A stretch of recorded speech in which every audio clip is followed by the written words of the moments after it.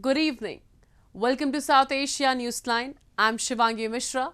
Here are the top stories we are tracking for you on Tuesday, the 7th of February. India sends emergency response equipment to quake-hit Turkey for rescue operations. Locals in Gilgit Baltistan upset over food shortage, inflation.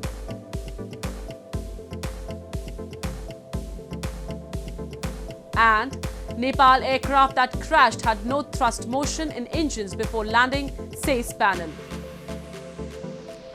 And now for all the details. An Indian aircraft carrying personnel of NDRF, rescue equipments, specially trained dog squad and medical equipment arrived in Turkey's Adana early on Tuesday to help in rescue operations after massive earthquakes hit the country. Reports suggest that the Middle Eastern nation, along with neighboring Syria, have witnessed multiple earthquakes since Monday, which have killed more than 5,000 people.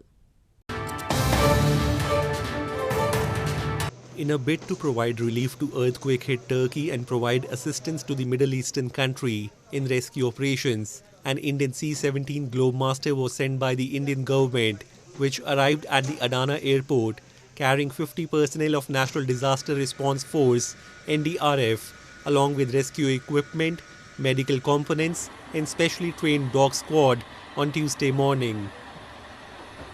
In a tweet, Indian Foreign Minister S. Jaishankar informed about the development and said another flight will depart for the crisis-hit nation soon. India expresses solidarity at this challenging moment, he added. India has also mobilized a field hospital comprising military surgeons, orthopedics and support staff to provide support to victims of the earthquake in Turkey. So we are in regular contact with the Indian embassy in Turkey, and they have deployed a liaison officer with English-speaking abilities to us to liaise with the local authorities. So now it will be up to the local authorities to decide where they would deploy us depending on the crisis and where we would be most useful. As I'm informed, the first deployment site is close to the Adana airport that we are about to land, and they would tell us where to start operating as soon as we reach there.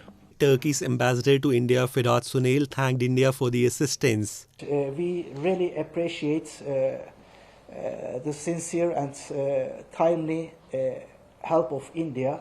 It is timely because, as I said, the first 48 hours up to 72 hours are very important for rescue operations, and Indian experts, search and rescue experts, are now in the field. Reports suggest both Turkey and neighboring Syria have witnessed multiple earthquakes ranging above magnitude 7.5 since Monday, which have killed more than 5,000 people in both the countries. The tremors are the Turkey's deadliest, since a tremor of the similar magnitude in 1999 devastated the heavily populated eastern Marmara Sea region near Istanbul, killing more than 17,000 people. India on Monday reiterated at the UN General Assembly that the entire union territories of Jammu and Kashmir and Ladakh were, are and will always be an integral and inalienable part of India.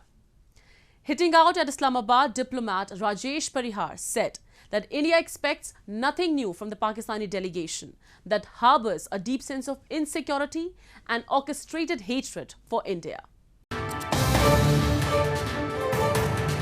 Slamming Pakistan on its orchestrated hatred for India, the Indian representative at the UN General Assembly, Rajesh Parihar, on Monday said that the union territories of Jammu and Kashmir and Ladakh are an integral and inalienable part of India.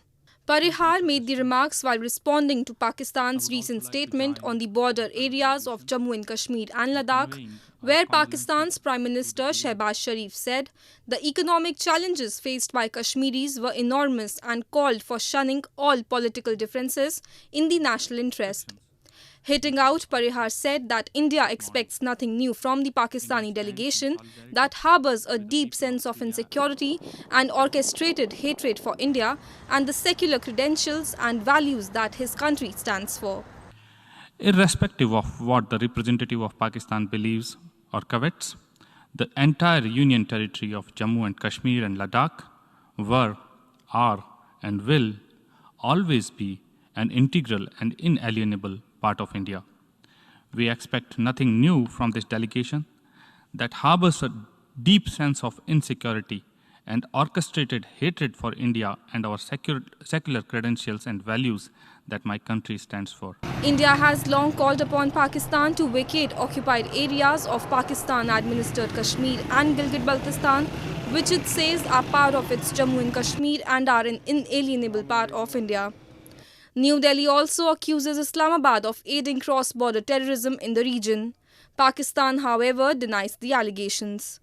Moving on, Canada's Foreign Minister Melanie Joly met her Indian counterpart S. Jaishankar on Monday evening in New Delhi to boost ties between the two countries. It was Joly's first trip to the South Asian country since she assumed office in 2021.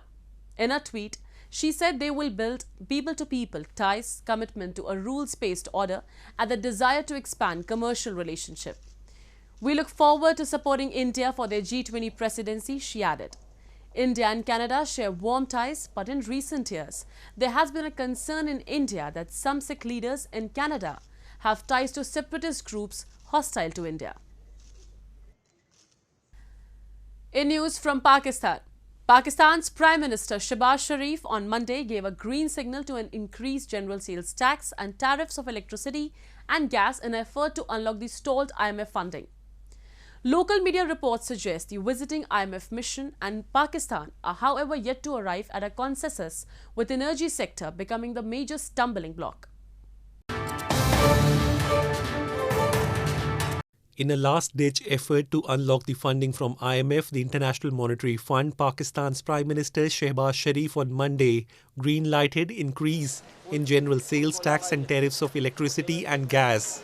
Reports suggest the government also okayed additional taxation of 180 billion rupees, increasing the Federal Board of Revenue (FBR) annual tax target to rupees 7,650 billion. The move comes as Pakistan and the visiting IMF mission struggles to arrive at a consensus on fiscal adjustment plans. The power sector has also been a major stumbling block and headache for Pakistani negotiators. The South Asian nation has an energy sector debt of 4 trillion Pakistani rupees, including 1.6 trillion in the gas sector. According to reports in local media, IMF has assessed that the country might not be able to generate desired dollar inflows, especially on account of commercial loans and the launching of international bonds. It is roughly estimated that the gross foreign exchange reserves might be slashed massively, and the fund was likely to project its reduction from $16 billion to less than $8 billion by the end of June 2023, local media suggested.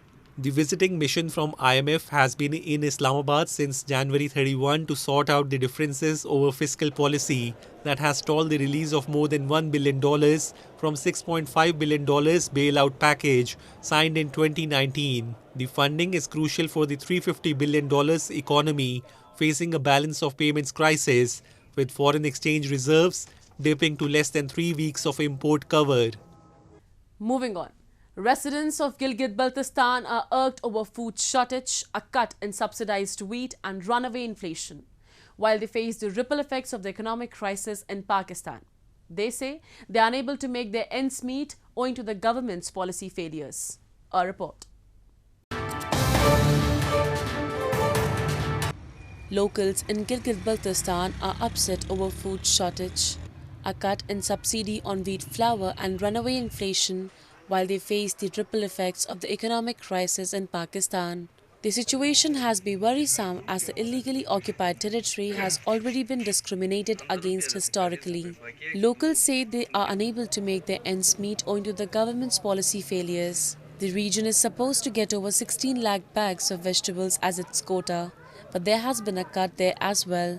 Gilgit के अंदर जो है 20 kilo का तोड़ा वो भी हमें नहीं मिल रहा है। लोग परेशान हैं और उसके बाद बिजली जो है 22-20 घंटों की लोड शेडिंग। लेकिन जब आज घर में बिल आया तो उसको देख के मैं हैरान हुआ। मैंने कहा मैं इस्लामाबाद में तो नहीं हूँ। 5000 का बिल उन्होंने मुझे मेरे घर में बिजली का बिल दिया है। बिजली सिरे से है ही नहीं। लेकिन कोई खुदारा इस चीज़ को ऑन करे, कौन करेगा?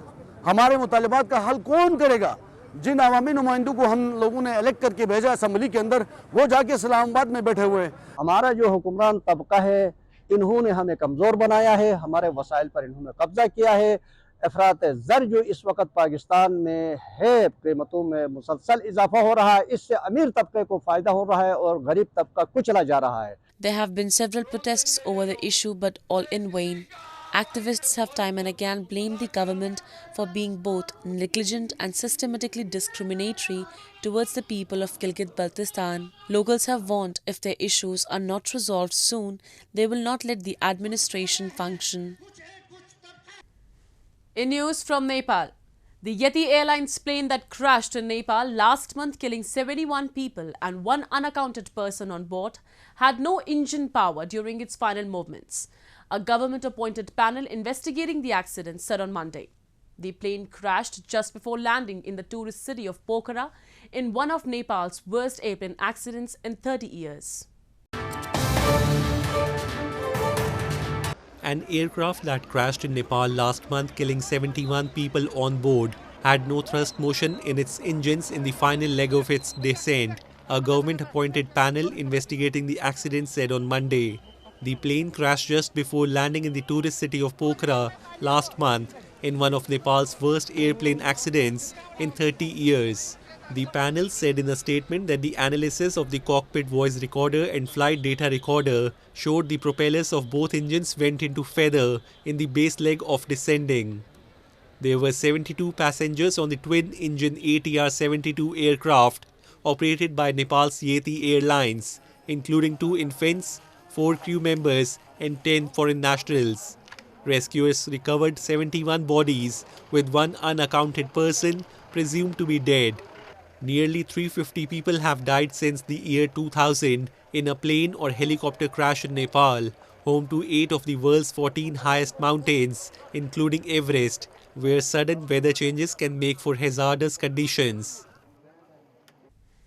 The first of its kind, glass igloo restaurant set up in India's ski resort town of Gulmarg has become the center of attraction for tourists amid snowfall.